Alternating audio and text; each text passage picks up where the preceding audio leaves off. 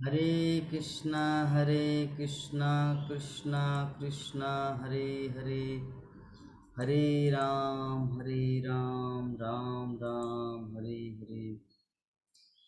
हरे कृष्णा कृष्णा कृष्णा हरे हरे, हरे राम राम राम हरे हरे।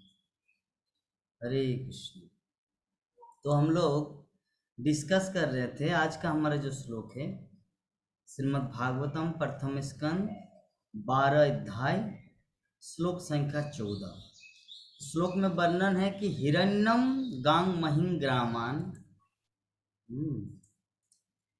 हस्तस्वानिर्पतिर्वरान प्रादत् स्वर्णम च विप्रेभ्य प्रजातीर्थेश तीर्थपुर। अर्थात कि पुत्र के जन्म लेने पर राजा ने ब्राह्मणों को सोना, भूमि, ग्राम, हाथी, घोड़े तथा उत्तम अन्न दान में दिया, क्योंकि जानते थे कि कैसे, कहाँ और कब दान देना चाहिए।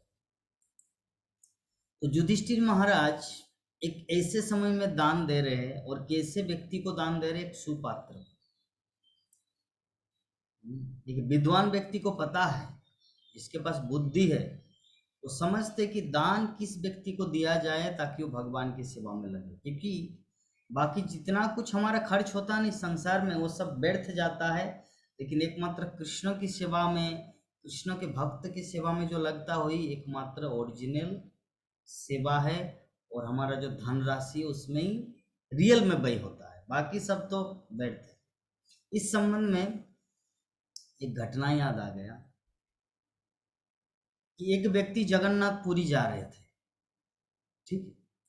तो जगन्नाथपुरी जब जा रहे थे तो गांव के कुछ लोग, उनको पता चला, तो एक एक दूसरे व्यक्ति, मान लीजिए कि लालू जा रहे हैं जगन्नाथपुरी, और राघव उनको 100 रुपया दिया, ठीक है।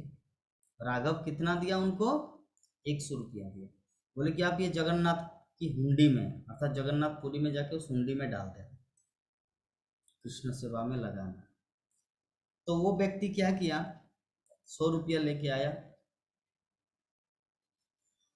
उसके बाद जगन्नाथपुरी में उन्होंने क्या किया, जो हुंडी होता है जिसमें डोनेशन बॉक्स जिसे बोलते हैं, उसमें डालना है।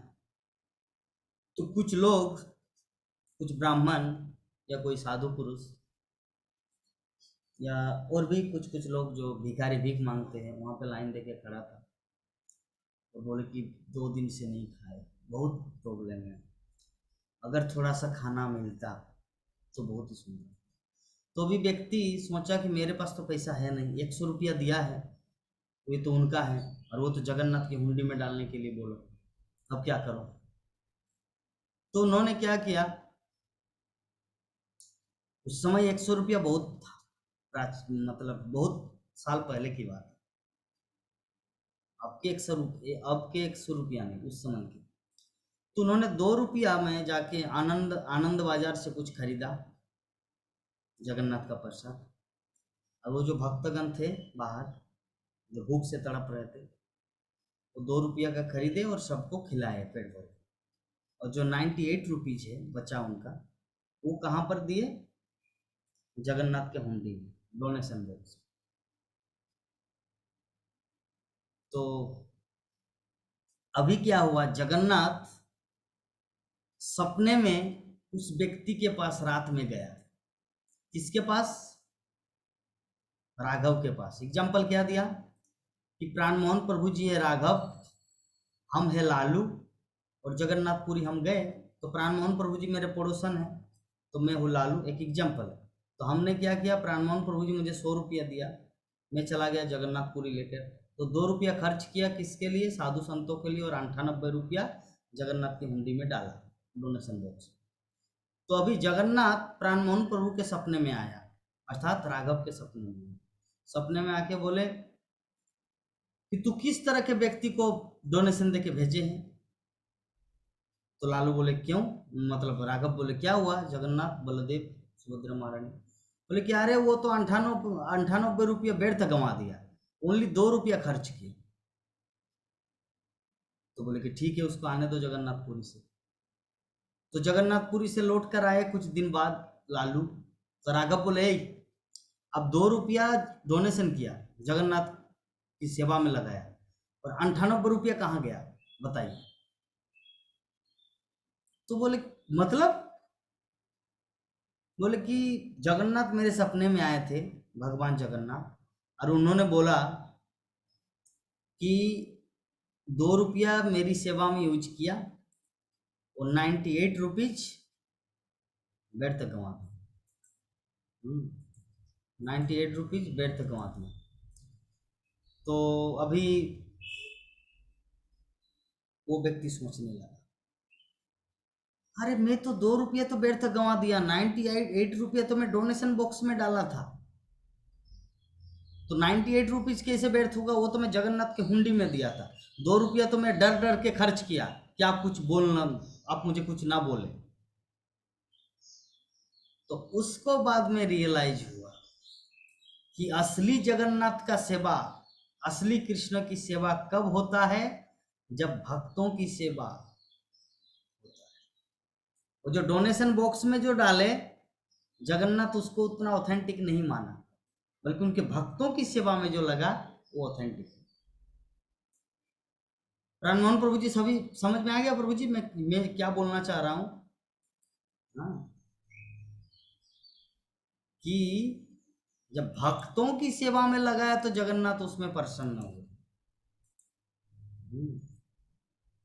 तो जब वो हुंडी में डाले तो जगन्नाथ बोला, अरे ये तो पंडा लोग खा के अपना ये चलाएगा। तो सच में जो कृष्ण के भक्त हैं ना, उनकी सेवा करना भगवान कितना प्रसन्न होता है, इस तथ्य को हम लोग को पूर्णतया समझना है। जगन्नाथ की सेवा कितना परम सेवा है। जगन्नाथ की सेवा कैसे होता है? उनके भक्तों की सेवा के। मान लीजिए आपका 2 लड़का है, छोटा छोटा बच्चा है, वो मेरे घर आया, मैं बोला उसको, दूर भागो, कहाँ से, मैं नहीं पहचानता। और वो बच्चा जाके आपको बोलता कि पिताजी, वो जो जगन्नाथ प्रभु है ना, मुझे भगा दिया। तो आपको दुख लगेगा कि नहीं? दुख लगेगा। मैं क्लेम भले ही कर सकता हूं कि प्रभु जी मैं तो पहचाना नहीं, आप अगर आते तो मैं थोड़ी आपको घर से भगा देते, वो तो 2 बच्चा आया था। तो प्राणमोहन प्रभु, अरे वो तो मेरा बच्चा है, तुम कहने क्यों उसको इंसल्ट किया, क्यों अपमान किया? बोले कि मुझे पता नहीं था। तो पता नहीं था तब तो कोई चारा नहीं चलेगा ना, तुमने मेरे पुत्रों को रुलाया है, घर में घुसने नहीं दिया, उनको धिक्कारा है, सजा तो मिलेगी। अर्थात क्या सजा मिलेगा? तुम्हारे साथ में बात नहीं करूंगा कभी। तो भगवान के संतान हैं कौन? उनके भक्त। तो जब हम लोग उनके भक्त की सेवा करते हैं अच्छी तरह, तो कृष्ण परम प्रसन्न होते हैं। जब भक्त की सेवा करते हैं तो कृष्ण परम प्रसन्न होते हैं। इसीलिए तो यहाँ पर युधिष्ठिर महाराज जो दान दिए, किसको दान दिए? ब्राह्मणों को। ब्राह्मण का अर्थ क्या सिर्फ जाति का होता है? शर्मा, पांडे, तिवारी, ये सिर्फ जाति से होता है ब्राह्मण? नहीं, उनके क्वालिटी से, उनकी जीवनचर्या से, कि वो कितना भगवान को प्रेम करता है।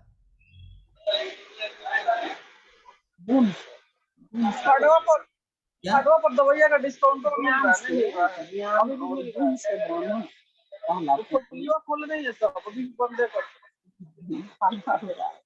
अभी आपका आवाज ही नहीं आ रहा है, पता नहीं। घर में जब रहते थे कितना सुंदर आवाज आता, अभी क्यों नहीं आवाज आ रहा है आपका? तो रियल ब्राह्मण का अर्थ क्या है? जो कृष्ण को जानता है, जो कृष्ण को जानता है और उस अनुसार अपने जीवन को चलाते हैं।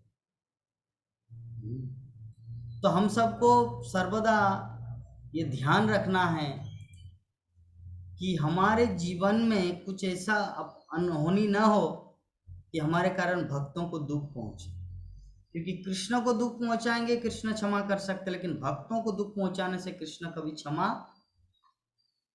नहीं करेंगे। ठीक। तो युधिष्ठिर महाराज को ये पता था। तो श्रील प्रभुपाद हम सबको जो शिक्षा देना चाह रहे हैं, बोले कि केवल ब्राह्मणों तथा सन्यासियों को गृहस्थियों से दान ग्रहण करने का अधिकार था।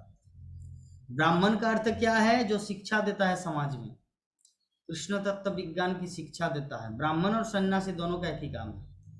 तो जो कृष्ण तत्व विज्ञान शिक्षा देते हैं, जो उनको एकमात्र डोनेशन एक्सेप्ट करना चाहिए, अन्यथा वो कर्मफल भोगेगा, अन्यथा कर्मफल भोगना पड़ेगा।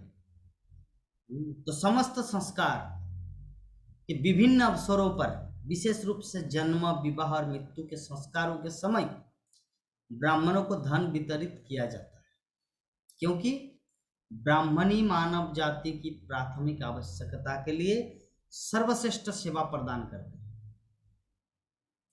जरा एक चीज सोचिए, आपका विवाह होगा, किसी के साथ विवाह जोड़ना है, तो इसे सिर्फ कोर्ट मैरिज करने से विवाह होगा? भारतीय संस्कृति की बात बता रहे नहीं, उनके लिए 4-7 फेरे लगाना पड़ते हैं, अग्नि को साक्षी रखना पड़ता है, मंत्रोच्चारण करना पड़ता है। विवाह का है जब कोई जिसका मृत्यु हो जाता है, तो मृत्यु के समय भी ब्राह्मणगण आके मंत्रोच्चार के माध्यम से श्राद्ध सेरेमनी करके उनको उद्धार करते हैं। और जब जन्म होता है तो जन्म के समय में भी जात संस्कार जो कराया जाता है, ब्राह्मण का जरूरत पड़ता है। तो हर परिस्थिति में यहाँ पे जो श्रील प्रभुपाद हम सबको जो समझाना चाह रहे हैं कि हर परिस्थिति में हम लोग ब्राह्मणों के प्रति कृतज्ञ होना चाहिए, क्योंकि वो अगर समाज में नहीं होगा तो हमारे जीवन में किसी भी चीज का हम लोग ठीक से नहीं कर पाएंगे और अपने आप को अच्छा फील भी नहीं होगा। मान लीजिए आपकी पत्नी है, अगर ब्राह्मण ने आपको शादी नहीं करा देता आपकी पत्नी के साथ, तो क्या फील करते आप?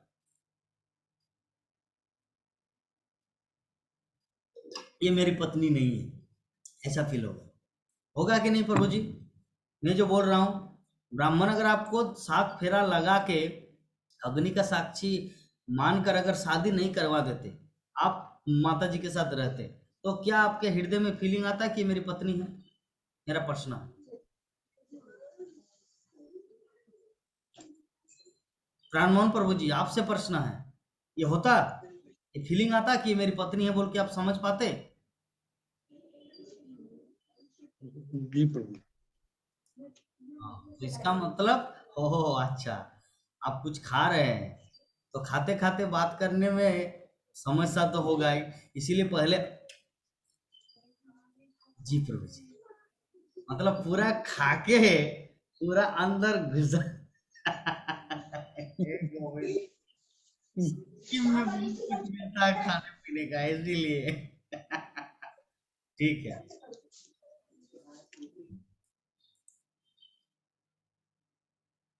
तो ये जो हमारा विवाह संस्कार होता है, जात संस्कार होता है, आपका श्राद्ध सेरेमनी होता है, इसमें क्या करना पड़ता है? ब्राह्मणों को दान देना चाहिए। स्वर्ण दान, भूमि दान, गांव दान, ग्राम दान ऐसे होता है। हम लोग देखे हैं कि किसी किसी गांव में ब्राह्मण नहीं था, तो जब ब्राह्मण उस गांव में आते हैं तो गांव का मुखिया या कमेटी बोलते कि चलिए इतना एकड़ जमीन में आपके लिए दे रहा हूँ, आप यहाँ पे एक मंदिर बनाइए, अपना घर संसार चलाइए और पूरे गांव वालों को हम सबको पूजा पाठ करवा दो। ऐसा होता है ना, है कि नहीं बताइए?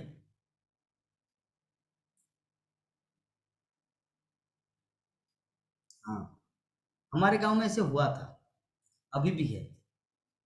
वो जो है, जो ब्राह्मण है तिवारी जी, वो भगलपुर से है, बिहार से, लेकिन यहाँ के जो मुखिया थे उन्होंने उनको इतना सारा जमीन दिया, बहुत बड़ा जमीन दिया। वहाँ पे वो रहते हैं, चाषबास खेती बाड़ी भी होता है और भिक्षा भी मांगते हैं और इस प्रकार अपना संसार चलता है डोनेशन से। तो ये ब्राह्मण का काम है, ब्राह्मण का कर्तव्य है, ठीक है। तो ऐसे जो संस्कार होते हैं, ऐसे सेरेमनी में व्यक्ति को डोनेशन देना चाहिए। तो युधिष्ठिर महाराज यहाँ पे क्या क्या डोनेशन दे रहे, दान कर रहे? स्वर्ण दान, भूमि दान, ग्राम दान, घोड़े का दान, हाथी तथा अन्न के साथ साथ भोज्य सामग्री के रूप में प्रचुर दान दिया जाता था और युधिष्ठिर महाराज ने दिया। अतः ब्राह्मण वास्तव में निर्धन नहीं होते थे, उल्टे उनके पास प्रचुर सोना, भूमि, ग्राम, घोड़े, हाथी तथा पर्याप्त धन रहता था, ठीक है, जिससे उन्हें कुछ और कमाने की आवश्यकता नहीं पड़ती थी। उसके बदले में संपूर्ण समाज के कल्याण हेतु तो अपने को समर्पित कर देते थे। तो ब्राह्मण इस प्रकार हर परिस्थिति में वो निर्धन नहीं होते थे। ब्राह्मण जो है ना, वो निर्धन नहीं है, उनके पास बहुत कुछ भगवान की कृपा से आ जाते थे। और दैट्स वाई, जिसके कारण स्वरूप वो किसी दूसरे जगह काम करने नहीं जाते थे। एक्चुअली आजकल के जो लोग हैं ना, कलयुग के जो लोग हैं ना, उसका सबसे बड़ा प्रॉब्लम क्या है जानते हैं प्रभु जी एंड माता जी? संतुष्टि। संतुष्टि नहीं है जीवन में। जब अभी तक बैंक अकाउंट खुले नहीं, जब बैंक अकाउंट खोले, जब बैंक अकाउंट नहीं खुले तो सोच रहा था शायद मेरा अकाउंट होता, 5,000 रुपया होता। अकाउंट खुल गया, 6,000 रुपया अकाउंट में है। उसके बाद सोचे 5000 50,000 रहता, चलिए कृष्ण की कृपा से वो भी हो गया। फिर बोले कि अरे 50 तो आधा है, 1 लाख तो होना चाहिए। 1 लाख होता, 1 लाख के बाद वो मन में सोचता है ये कौन है, हमारे संध्या माता जी है क्या, नंद किशोरी माता जी आपके सामने जो है संध्या माता जी? वो संध्या माता जी कहाँ से आएंगे, वो तो बोकारो में। अच्छा, आप तो सिस्टर, मेरी सिस्टर है। कल जो कल मिल, कल आपसे बात नहीं बहुत जी। ठीक है, दोनों एक साथ रहिए, गंगा जमुना की तरह एक साथ। तो हमारा जीवन में सबसे बड़ा क्या समस्या है? कृष्ण जथा, मतलब जिसको जितना चाहिए कृष्ण की कृपा से सबको मिला हुआ है। ये जो नेहा माता जी आप लोग देख रहे हैं, काठमांडू में अपना फ्लैट है। अभी माता जी के मन में क्या चल रहा है जानते हैं आप लोग? चेहरा देख के बताइए। बोले कि शायद एक 3 तला बिल्डिंग होता तो लड्डू एक रूम में रहते, उनका पापा एक रूम में रहते, मैं एक रूम में रहती। इसके बाद जैसे 3 तला पूरा हो जाएगा, काठमांडू में तो हुआ, भारत देश नेपाल से अच्छा है, मायापुर में एक हमारा जमीन होता। तो इस प्रकार व्यक्ति भटकते भटकते पूरा दिन निकल जाता है, समय निकल जाता है, एवरीथिंग इज फिनिश। इसीलिए श्रील प्रभुपाद हम सबको शिक्षा दिए हैं, simple living high thinking, not high living simple thinking. वर्तमान जीवन क्या चल रहा है? High living simple thinking. तो जो नंद किशोरी माता जी की बहन, वो कहाँ रहते हैं? पुणे। पुणे क्या है? ग्रेट सिटी है भारतवर्ष का। रहते कहाँ पर? पुणे, अच्छे सिटी। और चिंतन क्या है? कैसे अच्छी तरह कंफर्टेबल सिचुएशन रहेंगे, एसी नहीं है तो घर में एसी रहे, आपका फ्रिज नहीं तो फ्रिज हो, गाड़ी अगर एक चक्का है तो 2 चक्का हो, 2 है तो 4 चक्का हो। इस प्रकार ये चिंतन क्या है? ये चिंतन क्या हाई थिंकिंग है? नो, ये लो थिंकिंग। क्योंकि हम लोग अपने बारे में सोच रहे हैं कि हम कैसे सुखी रहे। हाई थिंकिंग मतलब कैसे मैं कृष्ण को जानूं, कैसे मुक्ति का पथ खोजूं, कैसे मोक्ष को प्राप्त करूं और दूसरों को वो ज्ञान बताऊं ताकि दूसरे लोग भी उस पथ में आए। That is called high thinking, जैसे हमारे नंद किशोरी माता जी कर रहे हैं। सिंपल लिविंग, रहते बोकारो जैसे कुटिया में, आपका इसकी तरह, सबरी माता जी की तरह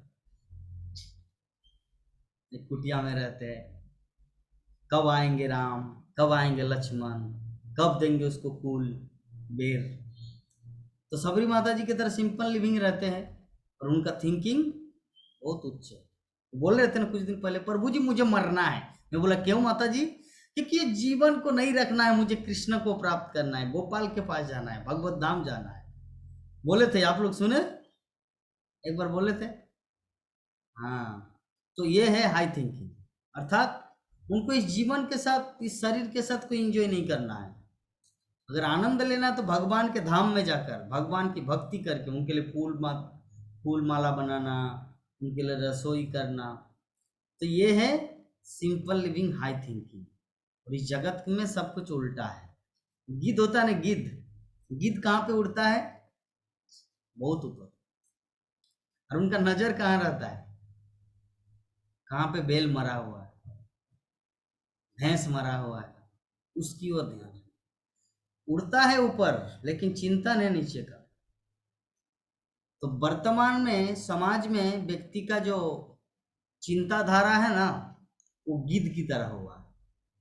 रहते बहुत रॉयल प्लेस में, लेकिन चिंतन धारा एकदम सुअर की तरह है। वो जो उस दिन एग्जाम्पल दिया ना, ट्रेन में सफर करने वाले लोग, बाप रे, खाते हाथ भी नहीं धोते।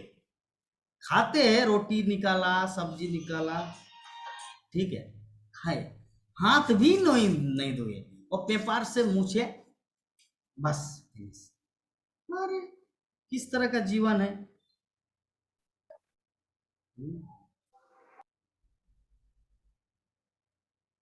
किस तरह का जीवन है? तो वर्तमान जीवन हम लोग को ऐसे दिखने को मिलता है। ये तो सभी का एक्सपीरियंस है कि ऐसा होता है।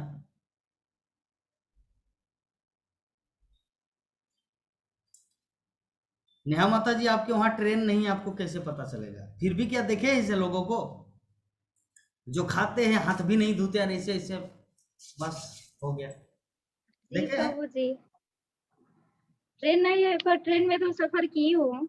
उधर सीतामढ़ी इधर उधर जाके कितना बार की हूँ, तो देखते हैं। इधर बस में भी तो करता है सब। बोलिए ना, कैसा बस है इधर, बस है। इतना जघन्य, करोड़ों करोड़ों की संपत्ति है लेकिन संस्कार नहीं है कुछ, है ना? तो ये है वर्तमान कलियुग की अवस्था। ये है वर्तमान कलियुग की अवस्था। तो इस जो हमारा ये जो श्लोक है, इस श्लोक में एक शब्द आया, जिस शब्द, क्या शब्द है? तीर्थवित। तो तीर्थवित शब्द का क्या अर्थ है? तीर्थविद शब्द महत्वपूर्ण है क्योंकि राजा को पता था कि कहाँ और कब दान दिया जाए। दान कभी व्यर्थ नहीं जाता, न वह निरुद्देश्य होता है। हरे कृष्णा।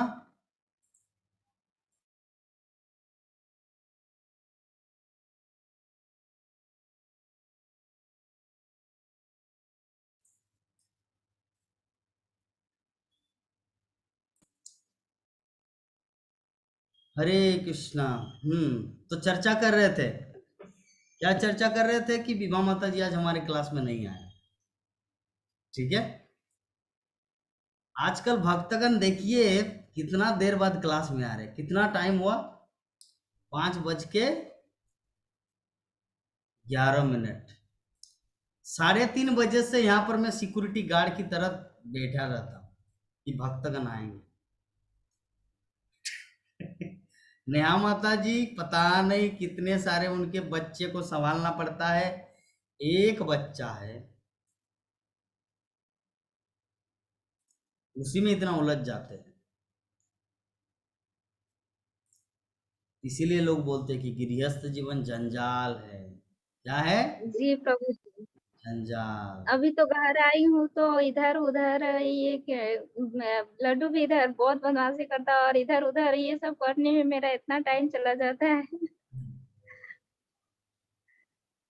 यस। इसीलिए उधर तो रहती हूँ, अकेली रहती हूँ तो टाइम रहता है, पर इधर तो जो भी है, हम लोग को अपने समय का सदुपयोग करना है। क्या करे, भक्तगण चाहते हैं लेकिन माया है ना, इतना परीक्षा लेते कि व्यक्ति थक जाता है, क्या करे। ये विभा माता हे प्रभु जी। सुबह बेचारी 6 बजे गई है, दिन के अर्थात 2-2:30 बजे घर आती है, 2 बेला का खाना खुद बनाना पड़ता है, 16 माला जप करना पड़ता है, क्लास ज्वाइन करना पड़ता है, फिर भी प्रसन्न है। तो सच में कितना डिफिकल्ट जॉब है। इसीलिए हर कोई ब्रह्मचारी आश्रम जाना चाहता है। खाओ पियो रहो घूमो, लेकिन वहां भी सबसे बड़ा दुविधा है कि सोचते रहते पता नहीं जीवन में मैं कुछ खो दिया क्या, शादी नहीं किया, पता नहीं मेरे जीवन में पश्चाताप तो नहीं होगा। ऐसे चिंतन करते करते वो भी निकल जाते। ज्वाइन करता है, घर बार सब कुछ छोड़ के आता है आश्रम, लेकिन ऐसी चिंतन शक्ति उनको पूरी तरह से पागल बना देते हैं।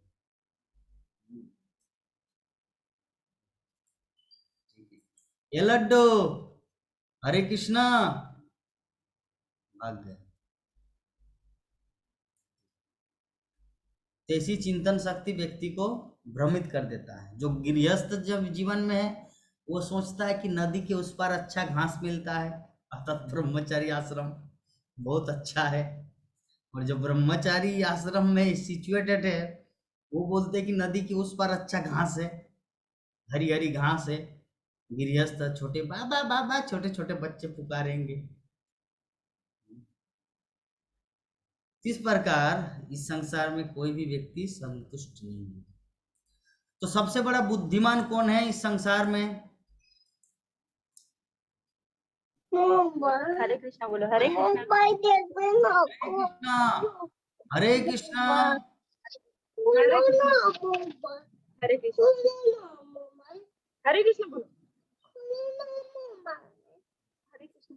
ठीक है, उसको पहाड़ा बोलिए। 1 2 3 ठीक है, छोड़ दीजिए।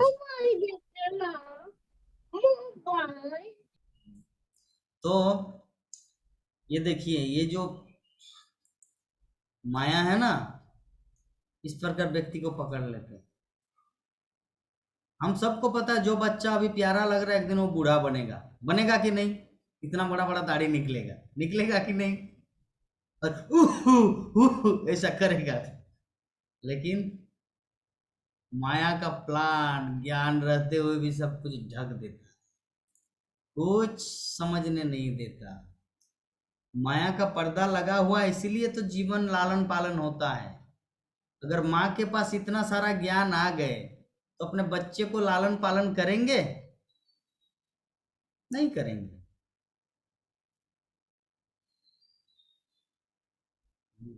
तो जो भी हम लोग टॉपिक में आ जाते हैं, हमारा टॉपिक यही था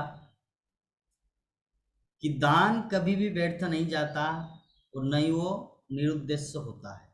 तो शास्त्रों के अनुसार दान उन व्यक्तियों को दिया जाता था जो अपनी आध्यात्मिक प्रबुद्धता के बल पर दान लेने के पात्र होते थे। दान कौन व्यक्ति एक्सेप्ट कर सकता है, कौन व्यक्ति स्वीकार कर सकता है? अरे ये दो छोटा बालक बहुत सुंदर है। हे छोटू, प्राणमोहन प्रभु के पास जो है लड्डू, ये दोनों तो एक जैसा दिख रहा है। माता जी लड्डू को थोड़ा लाइए तो, दोनों एक जैसा दिख रहा है। लाइए एक है, एक और लड्डू है। ए छोटा बालक, छोटा बालक।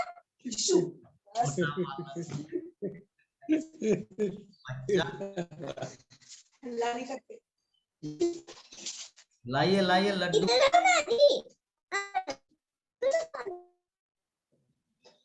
बेटा कथा हो रहा है। हरे कृष्णा।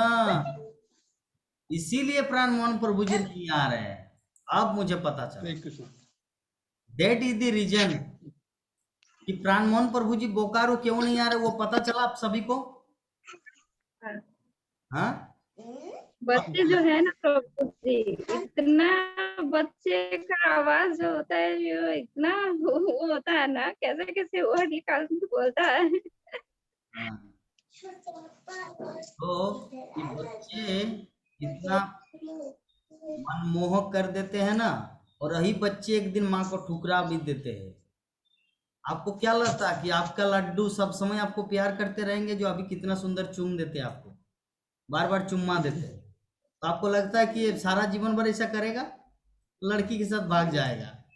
खैर उसके ऐसा होगा नहीं, लेकिन ऐसा होता है, ऐसा होता है, क्योंकि हर कोई चाहता है कि कोई मुझे प्यार करे, माता पिता चाहते कि बच्चा मुझे प्यार करे, लेकिन ऐसा नहीं होता, ऐसा नहीं होता। बच्चा प्यार करते है जब तक बच्चा है, जैसे ही जवान हो जाता है तो उनका प्यार बदल जाता है, पूरी तरह कन्वर्ट हो जाता है। इसीलिए तो हमारी नंद किशोरी माता जी उस दिन दुख व्यक्त कर रही थी ना। नंद किशोरी माता जी बोल रहे कि प्रभु जी, ये जो मेरा लड़का है ना, पहले मैं कितना प्यार किया था इनको, कितना पैसा दिया, इतना दूध पिलाई, फिर इधर उधर घुमाया, मेला ले गया, कंधे पे बैठाया, कितना कुछ करे, लेकिन वही बेटा आज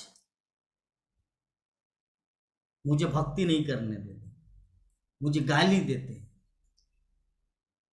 तो ये इसके माध्यम से हम लोग को सीखना है कि ओरिजिनल जो हमारा कोई है इस जगत में, वो है कृष्णा, जो कभी नहीं बदलता, अभी भी वैसे ही रूप में है, उस समय भी वैसे ही रूप में होंगे, और अभी जो लड्डू के रूप में है उस दिन बुढ़ा के रूप में आएगा। तो ये बदल जाएगा, किंतु कृष्णा कभी बदलेगा नहीं। इसीलिए परम सत्य, इस सत्य को हम लोग को धीरे धीरे जानना है, श्रीमद् भागवतम के द्वारा जानना है, समझना है। ठीक है, तब हम लोग बनेंगे एक आत्म साक्षात्कार स्वरूप सिद्ध व्यक्ति। क्योंकि मनुष्य जीवन बहुत परीक्षाओं से गुजरना पड़ता है, मनुष्य जीवन के प्रत्येक स्टेप में परीक्षा देना पड़ता है। हम लोग बोले नहीं प्रभु जी तो मेरा बेटा है, कितना सुंदर बोलते, वो तो मैं उसको भूल नहीं पाता, मैं तो उसको लेके सो जाता हूँ। ये जो मोह है हम सबको पूरी तरह मोहित कर देते हैं। ये तो हमारा खुद का एक्सपीरियंस है ना। जब हम लोग छोटे बच्चे थे, देखिए तो हम लोग अपने माता पिता से कितना अटैच थे, ये सुनो। अभी मैं नेहा माता जी को बोलूँ, माता जी फिर आप चले अपने पति को छोड़ के माँ के पास चले जाइए, और फिर माँ के पास उतना ही प्रेम कीजिए, ये संभव होगा?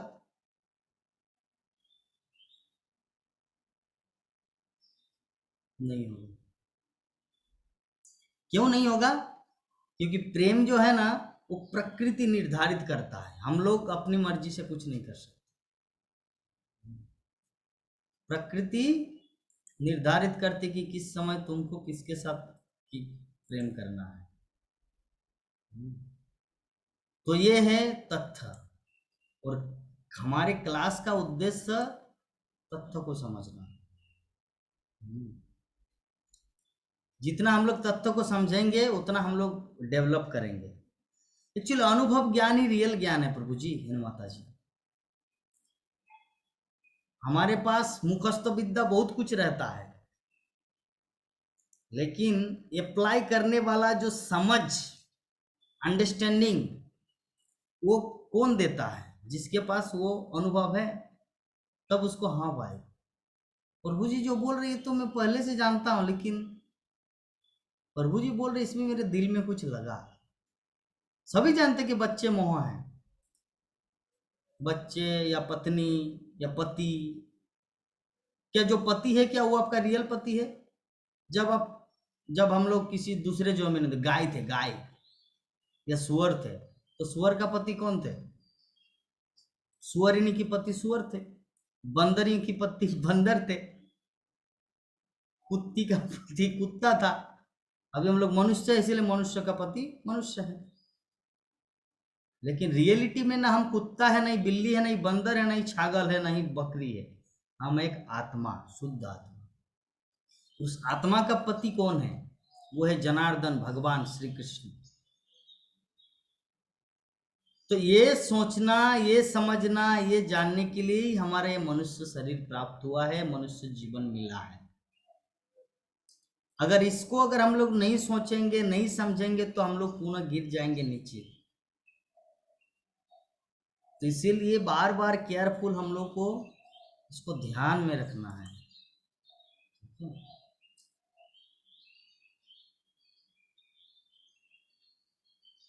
तो बुद्धिमान व्यक्तियों को क्या करना पड़ता है?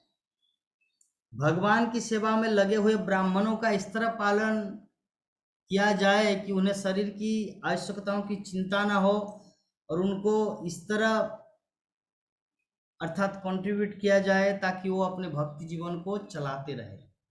शास्त्रों का आदेश है क्या कि जब तक शिशु नाल द्वारा माता से जुड़ा रहता तब तक शिशु तथा माता के शरीर का एक भाग माना जाता है, किंतु ज्यों ही नाल काट दी जाती है और शिशु माता से विलग हो जाता है, त्यों ही जात कर्म संस्कार संपन्न किया जाता है। अर्थात जब रहते हैं ना, उसको काटना पड़ता है, डॉक्टर नर्स काट देते हैं जब बच्चे का जन्म होता है।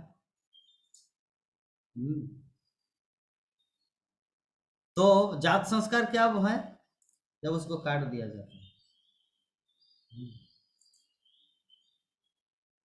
तो नवजात शिशु को देखने के लिए प्रशासी देवता, लोकपाल एवं परिवार के पूर्व पुरखे आते हैं, और समाज के आध्यात्मिक विकास के लिए उचित व्यक्तियों को धन वितरित करने के लिए इस अवसर को समुचित माना जाता है। तो ये सब हम लोग श्रील प्रभुपाद की शिक्षाओं के माध्यम से, युधिष्ठिर महाराज जो अपने जीवन में जो किए, इसके माध्यम से हम लोग को थोड़ा पता चला। तो 15 नंबर श्लोक में क्या है थोड़ा सा हम लोग डिस्कस करेंगे। 15 नंबर श्लोक स्क्रीन में है, आप लोग देखिए। तमुचुर्ब्राह्मणास्तुष्टा राजानं प्रश्रयान्वितं येषु हि अस्मिन् प्रजातन्तो कुरुणां पौरवर्षभ। नेहा माता जी पढ़िए तो अनुवाद को। हरे कृष्णा। राजा के दान से अत्यधिक संतुष्ट विद्वान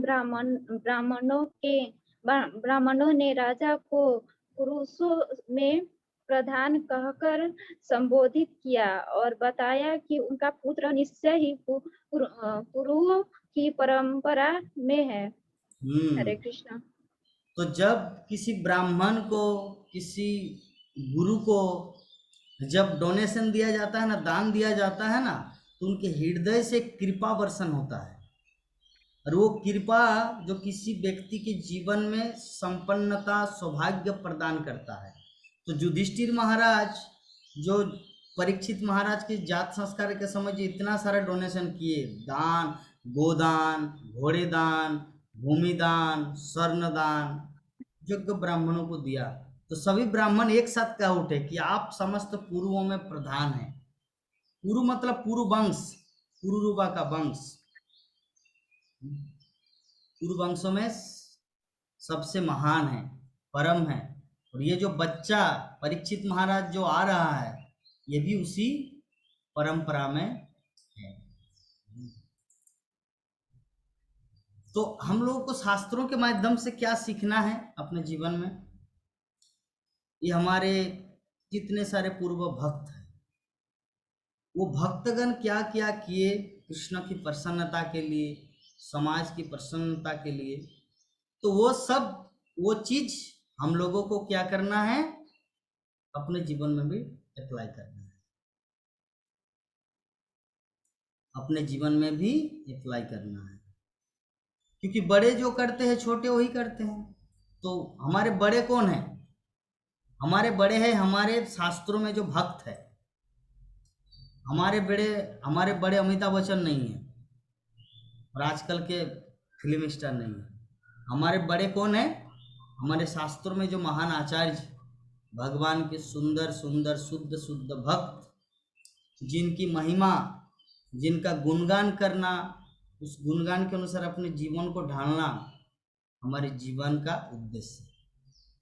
क्योंकि कृष्ण डायरेक्ट संतुष्ट नहीं होंगे अगर हम लोग डायरेक्ट कृष्ण की सेवा करना चाहें, लेकिन कृष्ण के जो भक्त हैं उस भक्त की सेवा करना चाहे तो कृष्ण अति शीघ्र संतुष्ट हो। इसे जो एग्जाम्पल दिया ना कि प्राण मोहन प्रभु जी, उनका जो 2 नाती मेरे घर में आए और मैं पहचानता नहीं, मैं बोले भागो यहाँ से, कहाँ से आ गया, और वो रो रो के उनके पास चले गए और उनके पास जाके बोले कि दादू दादू, वो जगन्नाथ प्रभु मुझे भगा दिया। तो भी प्राण मोहन प्रभु जी क्या मेरे साथ बात करेंगे दूसरे दिन से? मैं उसको जितना भी क्षमा चाहूं, प्रभु जी मुझे पता नहीं था वो आपका नाती है। तो प्राण मोहन प्रभु जी आपको पता था या नहीं था, मुझे मतलब नहीं। मेरे 2 नाती को आप जो अपमान किए, इसका कोई क्षमा नहीं। तो भगवान भी वैसे ही है। जब भगवान के भक्त जो है ना, जब हम लोग उसको सम्मान नहीं देते, उनको अपमान करते हैं, तो भगवान भी संतुष्ट नहीं होते। तो कृष्ण को संतुष्ट करने के लिए, भगवान को संतुष्ट करने के लिए हम सबको उनके भक्तों को सम्मान देना चाहिए, उनके भक्तों की सेवा करना है, तभी सब कुछ संभव है। तो चलिए, ये मीटिंग हमारा खत्म हो गया। पुनः जुड़ते हैं 16 नंबर श्लोक में, हम लोग चर्चा करते हैं।